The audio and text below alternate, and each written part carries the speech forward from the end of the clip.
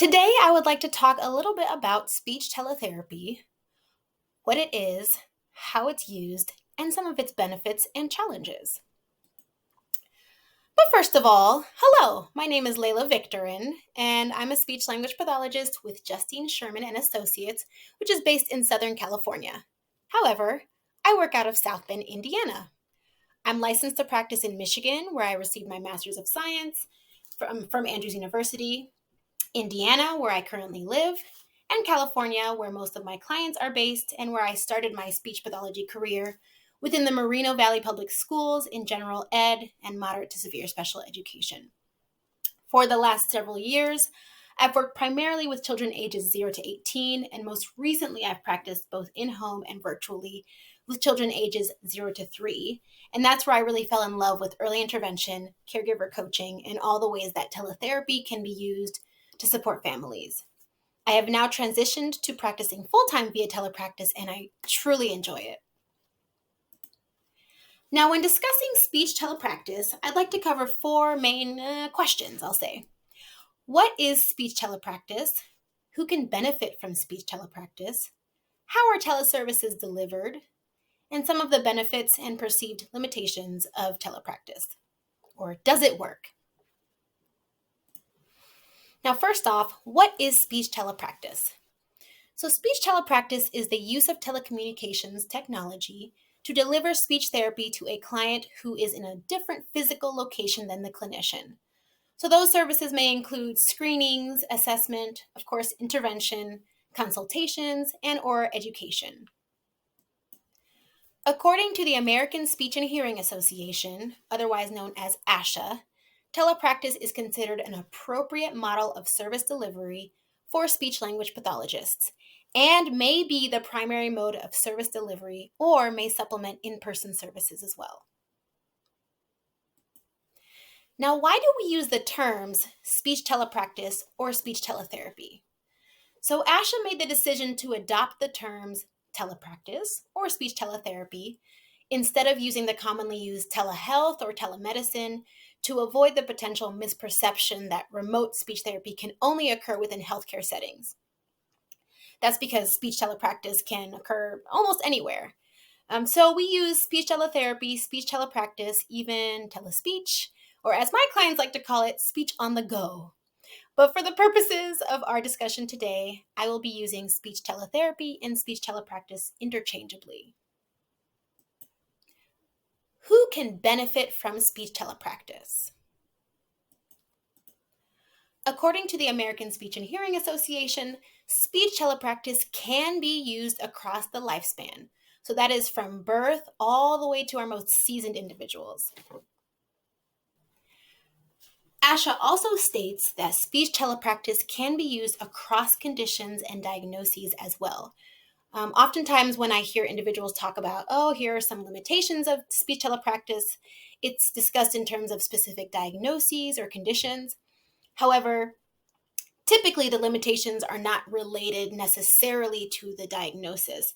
It may have more to do with individual factors such as internet connection or things like that. So when we're recommending speech teletherapy, it's important to stay away from saying things like, this child has a hearing impairment, they won't be good candidates for telepractice, or this individual has autism with high support needs, they won't be good candidates. We need to look deeper into what kinds of supports they have, because maybe they could be good candidates for things like caregiver coaching, which is something that we'll talk a little bit more about later. But I just wanted to note that just because someone needs more support does not prevent them from being a good candidate for speech telepractice. How are teletherapy services delivered? I've broken this up into two sort of types of teletherapy. One I call direct to screen, and the other one we'll say it's natural environment. I'll explain a little bit about each of those. So direct to screen, this is where your client has a tablet or computer or is using a phone, and they are engaging directly with the materials presented on the screens. So there are a myriad of online resources, including interactive games, puzzles, music, virtual field trips, things that can be really engaging for clients of all ages. Some of my clients really enjoy using the virtual field trips that are available now. So you can go to the San Diego Zoo and explore the live cams. You can also go to some museums virtually. There's also ways to use green screen and whiteboards, text to communicate if you're working with someone who may be difficult to understand. There are just so many fun things that you can do with this sort of speech teletherapy. And here are a couple of examples that I would like to share with you. The first being someone who is using green screen to administer speech therapy. Sticky Jello. Ready, set, go. Good job saying go. Ready, set, go. Good job. go. Oh. Hat in. What is that? In. Cool. Good. Go. Here's another example of direct-to-screen therapy. This is a client who is working on some language rehabilitation following a stroke. I like this video because you can hear his wife cheering him on in the background. The boy is dancing. Okay, the boy is dancing.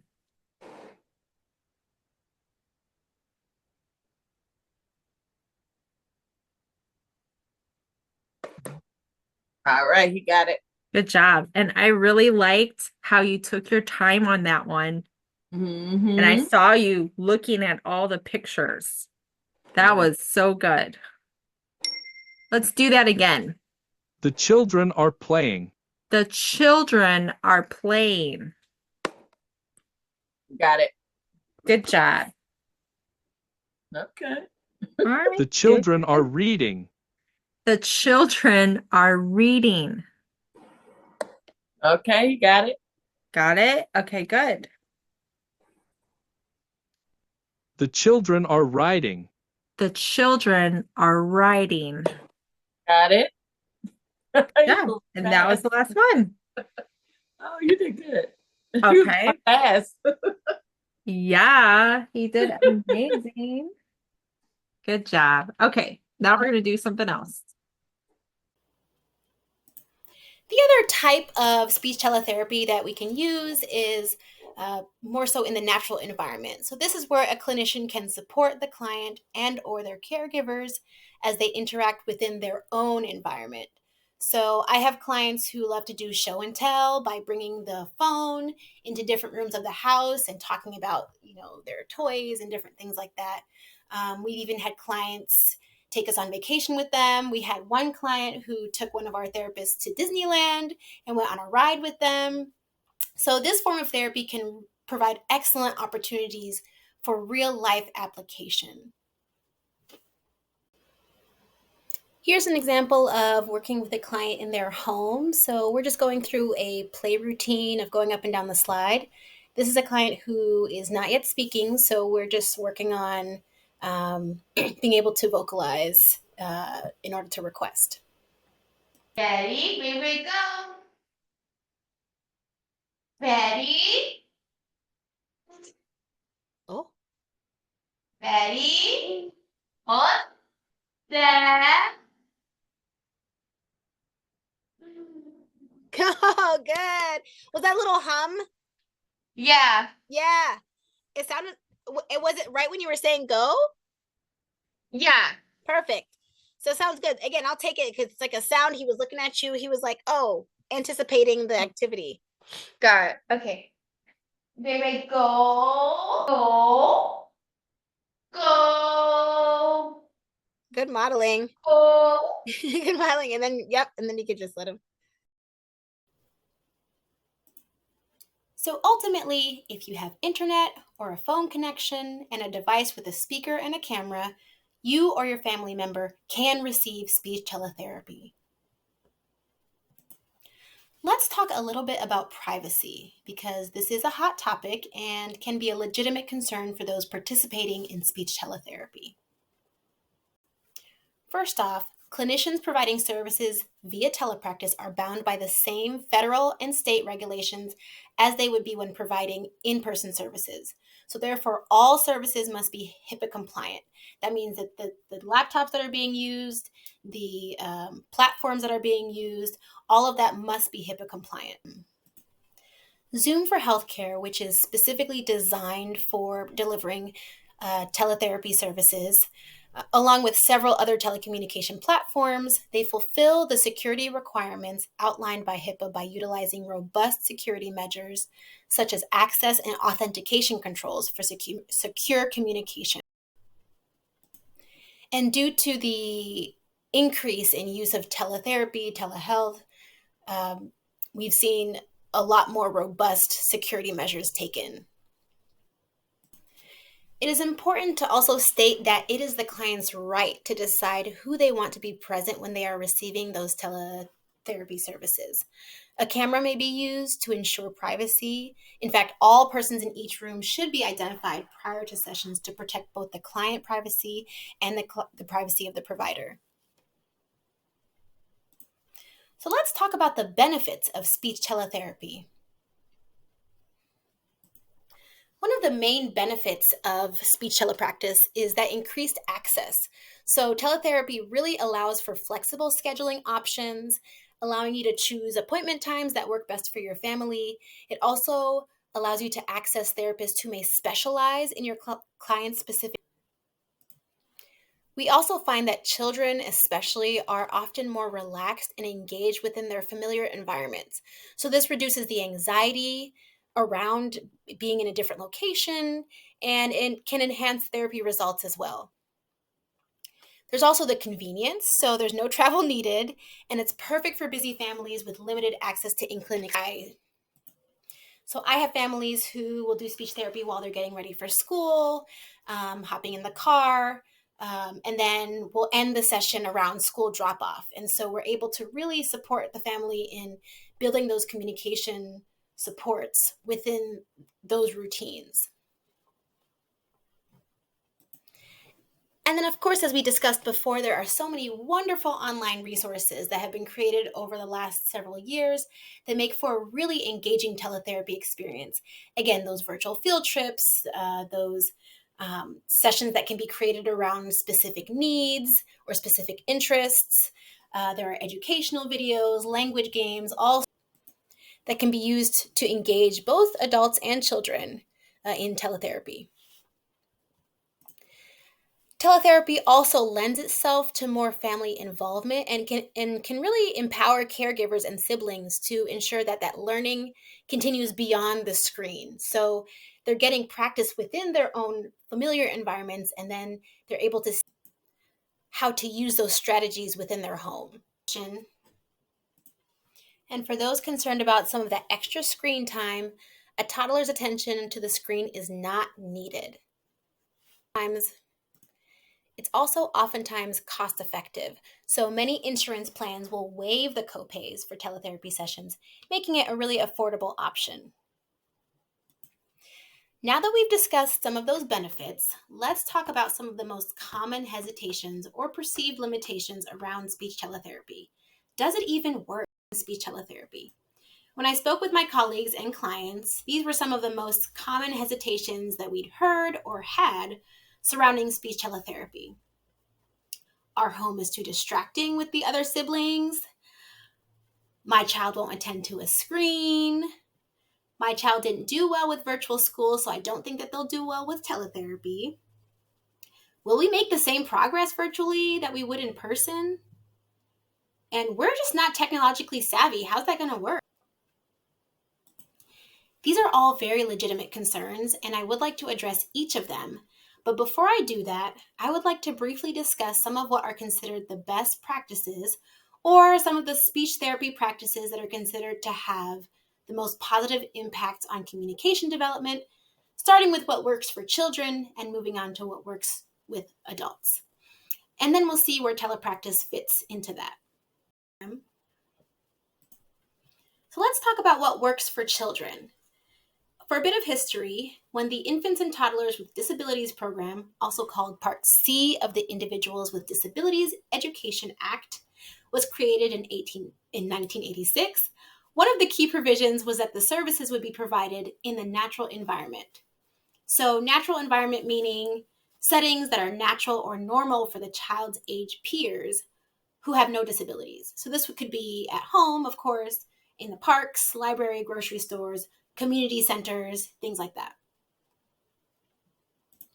There is clinical consensus that traditionally speech language outcomes are better when caregivers are more involved in the therapy. So traditionally, in-home speech therapists have had an advantage over clinic or school-based due to caregiver involvement because it's much easier to get that really direct caregiver involvement when you are in the home. But teletherapy provides an alternative to this because it allows families to practice speech and language strategies as they participate in family routines where the majority of communication challenges are occurring. So you're getting that in-home speech therapy advantage, but virtually. This can be done via caregiver coaching. Now, very briefly, caregiver coaching is an approach that guides families and caregivers and other professionals on how to build the capacity of all the care providers to implement communication and swallowing strategies within natural environments. Justine from Justine Sherman Associates did a really excellent presentation on this, and there's a link to that presentation. But I just want to go over some of the benefits of caregiver coaching specifically. First of all, there is that caregiver involvement. So the person that knows the client the best is able to participate in that speech therapy. The client is able to develop those skills within everyday routines. You're able to create functional goals that are actually relevant to the family. There's that accessibility, the ability to access services from the comfort of your home. And my favorite is really just that there are unique opportunities to problem solve communication breakdowns within the community. So for example, I have clients who typically don't engage well with other children. However, during our time together, we've been able to problem solve ways to support the client's interactions with peers when we're out and about, like at the park or at the library. We also know that children are more likely to use the communication skills that they're learning immediately following responsive parent interactions. So parents and caregivers are a key part of a child's success in speech. And teletherapy can offer excellent opportunities for that caregiver involvement. Here are a few examples of some of that caregiver coaching and how kids seem to really respond to when their caregivers are implementing some of those speech language development strategies with them in the home.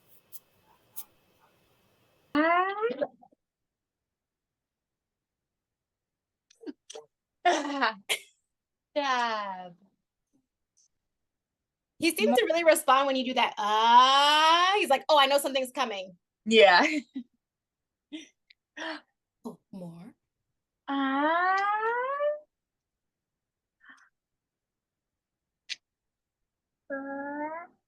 That was such a good imitating of the part. Good stuff. Aye. Out. Oh, I think he is saying it. Maybe ouch. I wonder if like the daycare maybe taught him that because he's going like this. He's going like that. And I'm Yeah, saying, that's "Ooh," usually if you put it near where you get hurt, it's like saying like I'm hurt, I'm hurt. Okay, Or you yeah. can go hurt and then point to what hurts. Okay. So I wonder if maybe at the daycare she says ouch or something. Maybe. I'll ask them tomorrow. Yeah, that's 2 times, huh? Yeah, I've never seen him do that. Yeah. Ouch. Oh, maybe he's hearing out and he's thinking ouch. Okay. Oh, it Yeah. sounds very similar. I don't Yeah. know. Mira, papi. Ouch. Ouch. On your cabeza. Ouch. You want a hat? Así, mira. Out. Out. The hurt. Así, mira. Este es hurt. Hurt. Hurt. What we can do is we can even do that for the puppy. Okay. Excuse my voice, but we can say like, oh, the puppy is hurt. If, Andres decides to like toss him or something. Oh, puppy is hurt. Oh, puppy is hurt. Okay. Oh, did he go in? Mira. In. Look it. In. Oh, he's in. Now, what works best for this is important because this is important both for when we're working directly with adult clients and when we're working with parents, because parents might learn a little bit differently than their children. And if we're trying to coach them on how to work with their children, we need to be using those adult learning techniques. So based on the research, the most effective training is likely to include learner experiences and opportunities in planning, application, and deep understanding. We're only really going to look at the application right now, but in a study done in 2009, it was shown that a combination of real-life application and role plays proved to be the most effective method for engaging learners in the use of newly learned knowledge. So these are by no means the only effective treatment strategies. However, we know that natural environment learning, caregiver coaching, and real-life application are considered to be some of the most effective modes of teaching new skills to both children and adults. So now, let's get back to our questions and concerns. Our home is too distracting with all the other siblings. But wait, does the home allow for natural environment learning? Yes. Can it help facilitate caregiver coaching? Absolutely. Does it provide opportunities for real-life application? Of course it does. Now, can it feel chaotic at times? Also, yes. However, so many in-home communication challenges are happening around those sibling interactions. I cannot tell you how many times I've been in a clinic and a caregiver explains to me the communication challenges that they're having at home, but the circumstances in the clinic are so different from those that are at home that it's hard to problem solve the situation. But when you're in the home, albeit virtually, you get to work with families on that communication at home in real time. And oftentimes the siblings become the child's biggest cheerleaders, or sometimes the clients are so excited to share what they're learning. So even within that supposed chaos, it really can provide excellent opportunities in supporting the client in their language. My child won't attend to a screen. Now again, if we're using that natural environment learning, that caregiver coaching, and that real-life application, there is no need for your child to be attending to the screen, because the screen is primarily being used for the caregiver and the clinician to interface with each other on how to best support the client. My child didn't do well with virtual school, so I don't think that they'll do well with teletherapy. Again, virtual school and teletherapy serve very different purposes. Oftentimes with school, it's more teacher-led. However, with teletherapy, we usually like to lean into that child-led or play-based therapy because we do find that, and we can see very different results with using those methods versus some of that more adult-led therapy. Will I or my child make the same progress virtually as we would in person? Another very legitimate question.